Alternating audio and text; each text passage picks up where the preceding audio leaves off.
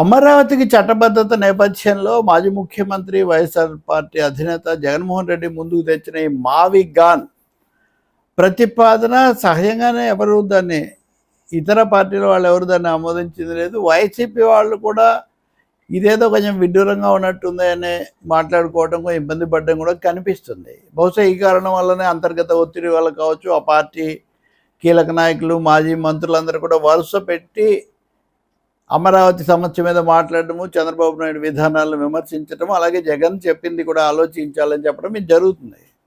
ఈరోజు బొత్స సత్యనారాయణ, అంబటి రాంబాబు అందరినీ మించి పార్టీ సమన్వయకర్తగా సజ్జల రామకృష్ణారెడ్డి చాలా సవివరంగా ఈరోజు ఆయన మాట్లాడారు, ప్రజెంటేషన్స్ ఇచ్చారు. సరే, రాజధానులకు సంబంధించి 2000 సంవత్సరంలో బీజేపీ ఏర్పాటు చేసిన వాటికి కూడా ఇప్పటికీ రాజధానులు స్థిరపడలేదనే మాట చెప్పారు. జగన్మోహన్ రెడ్డి అయినా చంద్రబాబు నాయుడు అయినా అవగాహన ఉన్నవాళ్లే, కానీ చంద్రబాబు నాయుడు ఎప్పుడు తనకు ఎలా ఎక్కువ లాభం వస్తుంది, ఎలా దోచుకోవచ్చు అనేది ఆలోచిస్తుంటారు. జగన్ ఏమో ప్రజలకు ఏది ఎక్కువ మేలని ఆయన ఆలోచిస్తుంటారు అని ఆయన తమ పార్టీ నాయకుడిని పూర్తిగా సమర్థిస్తూ మాట్లాడారు. అంతవరకు ఓకే. అమరావతి విషయానికి వచ్చేసరికి అంత భారీ ఖర్చు అదంతా అది కూడా పూర్తి కాలేదు, జరిగినవి కూడా సరిగ్గా లేవు.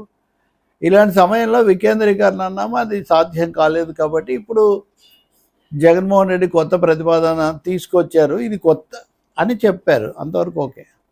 అయితే ఈ ప్రతిపాదన ఇప్పుడే తేలేదు, 6 నెలల కిందట కూడా చెప్పారు అని సజ్జల అంటున్నారు. నిజంగా 6 నెలల కిందట ఇంత బలంగా ఈ మావిగాన్ లేదా ఈ పట్టణాలతో తెచ్చినట్టు లేదు. నాగార్జున యూనివర్సిటీ దగ్గర పెట్టవచ్చు, ఇట్లాంటి మాట ఏదో ఒకటి 300 ఎకరాలు ఉంటుంది, ఇలా ఏదో అన్నారు.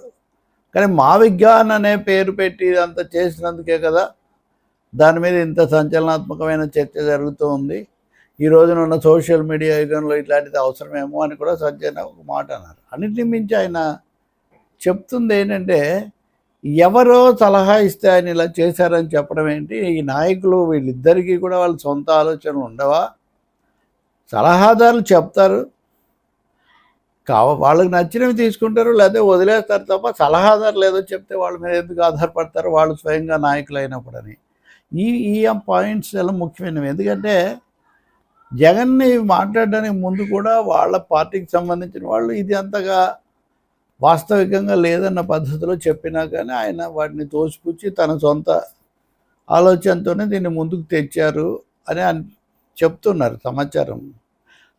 అలాగే అది వచ్చిన తర్వాత బహుశా జగన్ మీద ఇటీవల కాలంలో వచ్చిన ట్రోల్స్ అన్నిటికంటే కూడా ఇప్పుడు చాలా ఎక్కువగా రావటం, మామూలుగా ఆయన ఎప్పుడు బలపరిచే కొంతమంది కూడా దీన్ని విమర్శించడం, ఇవన్నీ జరుగుతున్నాయి. వాటి మీద మళ్ళీ అటు ఇటు కూడా నడుస్తూ ఉంది. ఇదంతా ఎందుకు జరిగిందంటే, ఇక్కడ సజ్జల ఒక విధంగా అది జగన్ సొంత అభిప్రాయం, ఎవరో సలహా ఇస్తే ఆయన ఏం మాట్లాడరు, మామూలుగా ఉంటుంది కదా, వీళ్ళే కారణం అని అంటూ ఉంటారు. కాబట్టి అదేం లేదు అని చెప్తూ జగన్ లాగే ఆయన కూడా చంద్రబాబు నాయుడు హయాంలో జరిగింది, ఆయన పద్ధతులు, వాటి తప్పులు అవన్నీ కూడా చెప్పారు. కొన్ని వాదనలు సరైనవి, కొన్ని రకరకాలైనవి. కానీ మొత్తానికి ఏంటంటే, కేంద్రంలో ఉన్న బీజేపీ దాని పాత్రను మటుకు వైసీపీ వాళ్ళు ఏమీ చెప్పడం లేదు, మిగిలిన మాట్లాడిన చోట కూడా చెప్పడం లేదు. ఆలోచించండి అని బొత్స కూడా అంతే, ఆయన ప్రతిపాదన తెచ్చాడు, మీరు ఆలోచించండి అని. జగన్ మాజీ ముఖ్యమంత్రి గతంలో దాన్ని నిలబెట్టేసి చాలా 3 రాజధానులని ఇంత ప్రతిష్టమన కారణమైన వ్యక్తి కొత్తది హఠాత్తుగా తీసుకొస్తే అది మిగిలిన వన్ ఆఫ్ ది ఆల్ ఎట్లా అవుతుంది? అదో సమాంతరమైన ఆలోచనగా ఇప్పుడు ముందుకు తెచ్చారు. దాని మీద చర్చ పెట్టాలి అని బహుశా వైసీపీ అధికారికంగా కోరుకుంటే మటుగా అది నిలబడే సూచనలు అక్కడ కనిపించట్లేదు ఇప్పటి వరకు. ఇంకో మాట సజ్జలు అనేది ఏంటంటే, మావిగాన్ అనే పేరు ఏముంది, ఆయన ఒక మాట అన్నాడు, నా పేరు వస్తుంది అనుకుంటే వేరేది పెట్టండి అని కూడా అన్నారు. అమరావతి అంటే మాకేమైనా వ్యతిరేకమా? అమరావతి కూడా రాష్ట్రంలోదే కదా. ఇప్పుడు అమరావతి పేరు పెట్టండి, లేదా దుర్గా ఉంది కాబట్టి దుర్గా పేరు పెట్టి దుర్గమ్మ పేరు, ఇంకోటి ఏదైనా కూడా పెట్టవచ్చు అని కూడా, అంటే అమరావతి పేరు కూడా దీనికి అమరావతి అని పేరు పెట్టవచ్చు అని కూడా ఆయన పరోక్షంగా చూస్తున్నారు. ఆలోచించిన వాళ్ళు ఎలాగ ఆలోచించారో ఆలోచించే వాళ్ళైనా సరే ఇవన్నీ చర్చలు ఎప్పుడు చేసి ఉండాలి నిజం చెప్పాలంటే.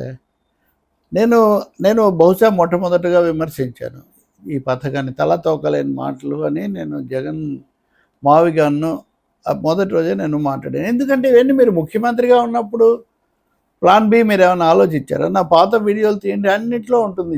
ప్లాన్ ఏ చంద్రబాబుది పొరపాటు అంటారు కానీ మీ ప్లాన్ ఏం చెప్పలేదే, ఆపేయటం తప్ప. ఆ తర్వాత మీరు తెచ్చిన వికేంద్రీకరణ ఈ తీర్మానాన్ని కూడా ఉపసంహరించుకున్నారు కదా, అధికారికంగా ఉపసంహరించుకున్నారు కదా. ఎక్కడుంది అసలు అది ఇప్పుడు? పోనీ మిగిలినవన్నీ వదిలేసేయండి, కనీసం అమరావతిలో అసంపూర్ణంగా ఉన్న రోడ్లు భవనాలన్నా పూర్తి చేయాలి కదా ఏ ప్రభుత్వమైనా. పైగా అమరావతి పాలనా రాజధాని అన్నప్పుడు పాలనా రాజధాని దిశలో మీరు తీసుకున్న శాసన రాజధాని అన్నప్పుడు ఆ దిశలో మీరు తీసుకున్న చర్యలు ఏం కనిపిస్తున్నాయి? విశాఖలో పాలనా రాజధాని ఋషికొండ మీద కడతానది ఇది అన్నారు, బొత్స అయితే అధికారికంగా ప్రకటించారు. సరే, కోర్టు తీర్పులో ఆటంకాలన్నా మీరు అసలు విశాఖ నుంచి పరిపాలించే ప్రయత్నం ఏమైనా చేశారా? క్యాంప్ ఆఫీస్లో నుంచి అయినా మీరు వెళ్ళి ఉండొచ్చు కదా, ఎక్కడ ముఖ్యమంత్రి ఉంటే అక్కడే రాజధాని. అదేం జరగలేదే. కర్నూలులో న్యాయ రాజధాని అన్నారు, కానీ తర్వాత మీరు హైకోర్టు నుండి సుప్రీంకోర్టును ఆ విషయంలో ఏమి రిప్రజెంటేషన్స్ చేయలేదు. హైకోర్టు అమరావతిలోనే ఉంటుంది. ఒక విధంగా చెప్పాలంటే శాసన రాజధాని న్యాయ రాజధాని కూడా అమరావతి అన్న విధంగా మాట్లాడారు. చెప్పాలంటే చాలా ఉన్నాయి. అందుకని ఏదో ఒకటే మాట మీద వైసీపీ జగన్మోహన్ రెడ్డి అంతకుముందు ఉన్నట్టు చెప్పడం కుదరదు. నా దగ్గర నేను రేపు వ్యాసం కూడా రాస్తున్నాను. అవి ఎన్ని రకాల వాళ్ళు చేశారు. అలాగే బీజేపీని ఏమన్నారు? బీజేపీ కూడా డబుల్ గేమ్ చాలా స్పష్టంగా ఆడింది. చంద్రబాబు నాయుడు బీజేపీని ఏమీ అనలేని పరిస్థితి.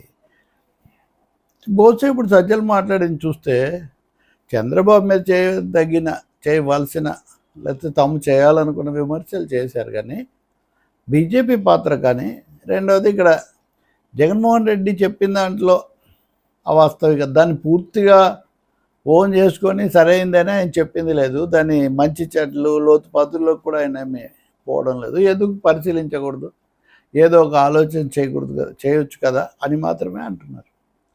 బొత్స అయితే ఇట్స్ ఆల్సో ఏ ప్రపోజల్, పరిశీలించండి అన్న పద్ధతిలో చెప్తున్నాడు. ఎన్ని 12 ఏళ్ల తర్వాత కూడా ఒక పై ఆలోచనలతో ఇటువంటివి ఎలా చేస్తాము? ఇది ఒక పెద్ద ప్రశ్న. ఇరకాటము అన్నది చాలా స్పష్టంగా ఇక్కడ కనిపిస్తుంది. అయితే అదే సమయంలో చంద్రబాబు నాయుడు చెప్పేవన్నీ వాస్తవానికి దగ్గరగా ఉన్నాయా?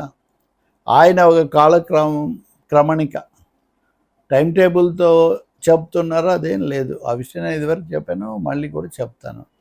కానీ సజ్జల ఇది మేము ఎవరో ఇస్తే సలహాతో జగన్ చెప్పడం కాదు, అసలు ఇతరులు చెప్పేవి ఇష్టమైతే తీసుకుంటారు, లేకపోతే లేదు తప్ప వాళ్ళ మీద వాళ్ళు ఇంకొకరి మీద ఎందుకు ఆధారపడతారు అని ఆయన చాలా స్పష్టంగా చెప్తున్నారు.